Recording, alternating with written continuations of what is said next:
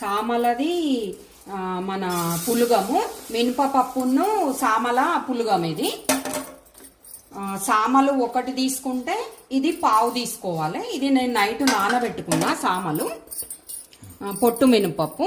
ఇప్పుడు దానికి వాటర్ వేసుకోవాలి. ఇందులో 1కి 5, ఇందులో కొంచెం సాల్ట్,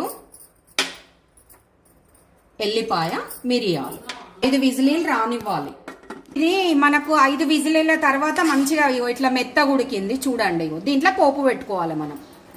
సామల పులగంకు ఒక చిన్న పాన్ పెట్టి ఆయిల్ను నెయ్యి 2 కలిపేసిన, అలా ఆవాలును జీలకర్ర, కొన్ని పచ్చిమిర్చి మీ టేస్ట్కు సరిపడా కొంచెం. ఇప్పుడు ఇది రెడీ అయిపోయింది. ఈ పోపు మనము ఫస్ట్ వండుకున్నాం కదా మనం సామల పులగంలా వేసి మంచిగా కలుపుకోవాలి.